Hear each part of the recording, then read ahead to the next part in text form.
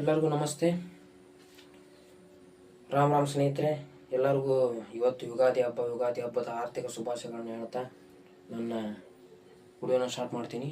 ನಿನ್ನೆ ನನ್ನ channel information ಎಲ್ಲ ನಿಮಗೆ ಕೊಟ್ಟೆ. ನಾನು ಇವತ್ತೇನಪ್ಪ ಅಂದರೆ ಟಾಪಿಕ್ ಔಟ್ ಆಫ್ ಫಾಲೋ ಬ್ರಹ್ಮಚಾರಿ ಮತ್ತು ವಾಟ್ ಈಸ್ ಬ್ರಹ್ಮಚಾರಿ. ಮೊದಲು ಹೇಗೆ ಫಾಲೋ ಮಾಡ್ಬೇಕಂತ ನಿಮಗೆ ಜನರಲಾಗಿ ಹೇಳ್ತೀನಪ್ಪ ಸ್ನೇಹಿತರೆ. ಈಗ ನೋಡ್ರಿ, ಈಗ ಮೊದಲು ಫಾಲೋ ಮಾಡೋದು ಹೇಗಂತ ಬಂದರೆ ವಿಷಯ ಫಸ್ಟು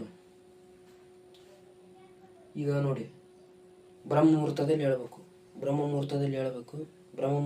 ಎದ್ದು ಯಾವಾಗಪ್ಪ ಅಂದರೆ 5 to 5:30 ಅಷ್ಟು ನಡುವೆ ಇರುತ್ತೆ ಬ್ರಹ್ಮ ಮುಹೂರ್ತ, ಇಲ್ಲ 6.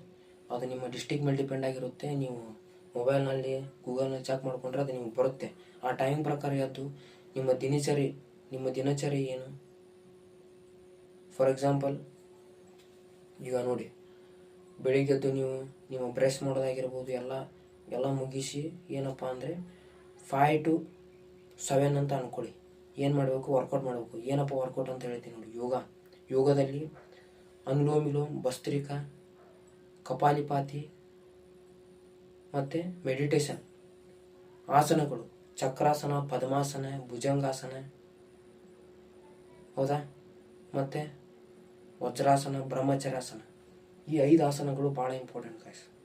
ಈ 5 ಆಸನಗಳಾದರೂ ಮಾಡಲೇಬೇಕು.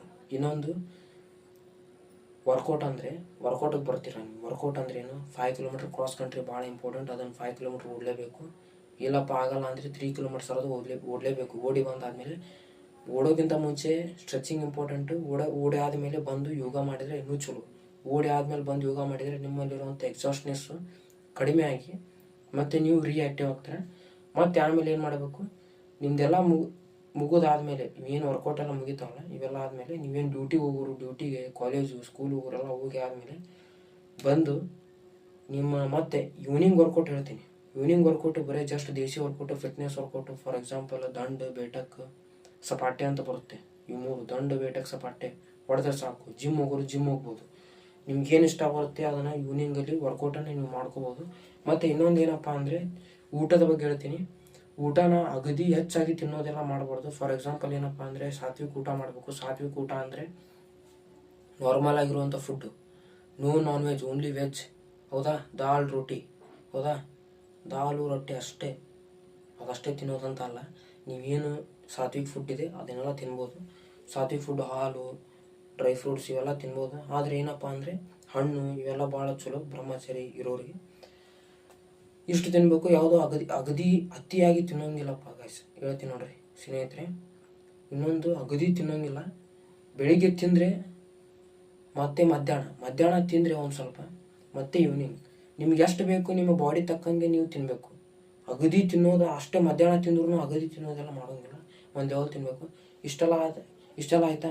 ಮತ್ತು ನೆಕ್ಸ್ಟ್ ಈಗ ಏನಪ್ಪ ಅಂದರೆ ಇದು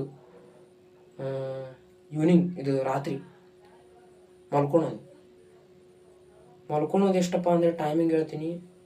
ಈಗ ನೀವು 8 ಗಂಟೆ ಅಂದರೆ ನಿಮ್ಮ ಊಟನ ಮುಗಿಸ್ಬೇಕು. 8:30 ಅಂದರೆ ನಿಮ್ಮ ಊಟನ ಮುಗಿಸಿ 8:30 to 9:30 ಅಂದರೆ ನೀವು ನಿಮ್ಮ ಬೆಡ್ನಲ್ಲಿ ಹೋಗಿ ಮಲ್ಕೋಬೇಕು. 9:30 ಕರೆಕ್ಟಾಗಿ ಮಲ್ಕೋಬೇಕು.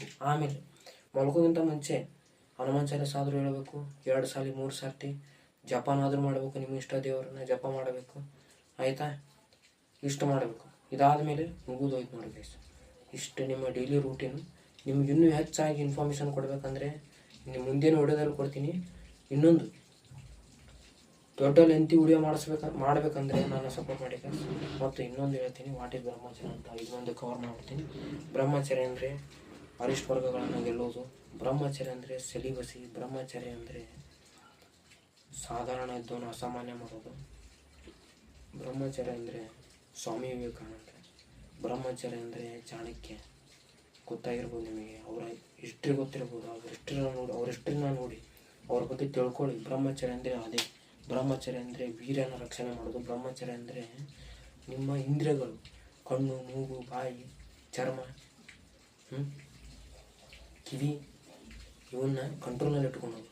ಇದ್ರ ಬಗ್ಗೆಯೂ ಮುಂದೆ ವಿಡಿಯೋ ಮಾಡ್ತೀನಿ, ಹೇಗೆ ಕಂಟ್ರೋಲ್ನಲ್ಲಿ ಇಟ್ಕೋಬೇಕು. ಮತ್ತು ನಿಮಗೆ ತೊಂದರೆಗಳು ಬರ್ತವೆ ನೋಡಿ. ಮತ್ತು ಇನ್ನೊಂದು, ದೇವ್ರ ಜಪ ಮಾಡೋದು ಭಾಳ ಇಂಪಾರ್ಟೆಂಟ್ ಗೈಸ್. ನೀವು ಎಷ್ಟು ದೇವ್ರ ಕಡೆ ಹೋಗ್ತೀರಾ, ದೇವ್ರ ಜಪ ಮಾಡ್ತೀರಾ, ಅದು ಭಾಳ ಇಂಪಾರ್ಟೆಂಟು. ನಿಮ್ಮ ಮನಸ್ಸು ಕಂಟ್ರೋಲು ಏನಾದರೂ ಸಿಗಲಿಲ್ಲ ಅಂದರೆ ಒಂದು ಬುಕ್ ತೊಗೊಳ್ಳಿ, ರಾಮಕೋಟಿ ಬರೆಯೋದಕ್ಕೆ ಸ್ಟಾರ್ಟ್ ಮಾಡಿ. ಒಂದು ಬುಕ್ ತೊಗೊಂಡು ರಾಮಕೋಟಿ ಬರೆಯೋದಕ್ಕೆ ಸ್ಟಾರ್ಟ್ ಮಾಡಿ ಗೈಸ್. ಹೌದಾ? ಇಷ್ಟು ಹೇಳ್ತಾ ನಾನು ನನ್ನ ವಿಡಿಯೋನ ಮುಗಿಸ್ತೀನಿ. ಇವೆರಡು ಕವರ್ ಆಗಿದ್ದಾವೆ ಟಾಪಿಕ್ಕು.